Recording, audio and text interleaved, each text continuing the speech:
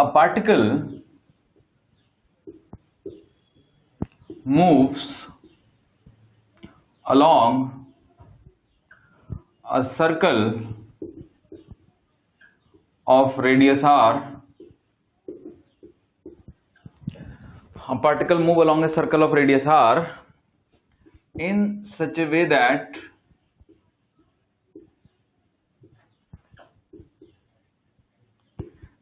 its speed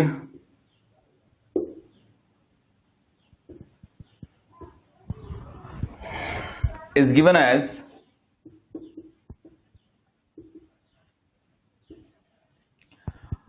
v is equal to alpha under root s, where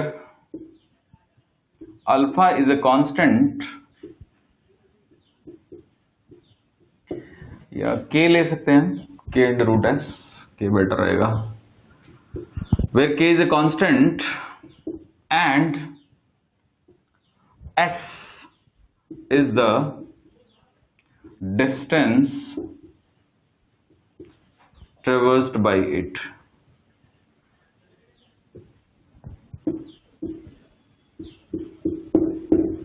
okay अब करना क्या है, करना है find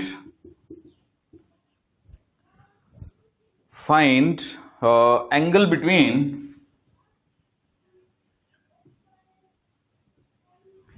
its velocity and acceleration as a function of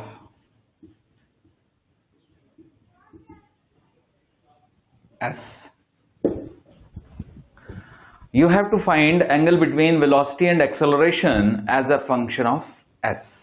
okay चलिए करते हैं, देखिएगा। तो बच्चों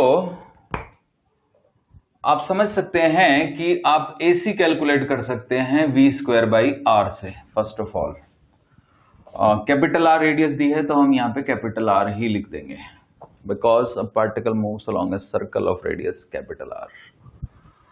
तो v² की वैल्यू हो गई हमारी k²s/r। This is the value of centripetal acceleration. Okay तो बच्चों अब हमें चाहिए टेंजेंशियल एक्सेलरेशन। तो टेंजेंशियल एक्सेलरेशन के लिए हम करते ये हैं कि हम v² लिख लेते हैं। v² आ गया हमारा k² इंटू s।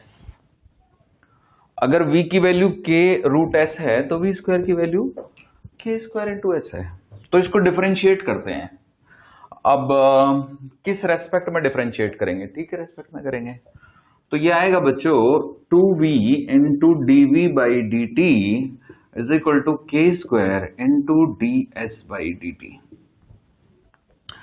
अब s is the distance covered, तो rate of change of distance covered क्या आया, स्पीड आएगा। क्लियर। तो कुल मिला के ये आ जाएगा 2v into dv/dt is equal to k² into v। अब v से v कैंसिल कर देंगे। ओके तो यहां से a टेंजेंशियल, क्योंकि rate of change of speed तो a टेंजेंशियल है ना बच्चों, वो आ गया है k²/2। ओके अब जब पार्टिकल सर्कल में चलता है तो आप याद करो कि टेंजेंशियल एक्सेलरेशन होगा एक, ये टेंजेंशियल एक्सेलरेशन है और ये वेलोसिटी है। ओके ये सेंट्रीपिटल एक्सेलरेशन है और ये का अपना रिजल्टेंट एक्सेलरेशन है। ओके तो अपने को चाहिए ये एंगल थीटा। ठीक तो क्या फॉर्मूला है tan थीटा का, तो tan थीटा का फॉर्मूला है बच्चे AC अपॉन में AT, perpendicular by base. Okay तो AC ये है और AT ये है, तो डिवाइड करेंगे जब हम तो k² कैंसिल हो जाएगा बच्चों और 2 पर चला जाएगा। तो tan थीटा की value I 2s/r। This is the answer. Clear है। तो उम्मीद है कि आपको समझ आ गया। तो ये हमारा आंसर हो गया। अब मान लो एग्जामिनर आपको कहे कि नहीं आप बताइए theta as a function of v बताइए, तो हम theta as a function of v भी बता देंगे। देखिए theta as a function of v, तो tan थीटा का क्या फॉर्मूला आया 2s/r अब s का फॉर्मूला ये आ जाएगा आपका v square is equal to k square into s. तो s का फॉर्मूला आ जाएगा v square upon k square. So theta का फॉर्मूला आ गया tan inverse 2v square upon k square into r। ये भी आ गया। क्लियर है? तो उम्मीद है कि आप समझ गए।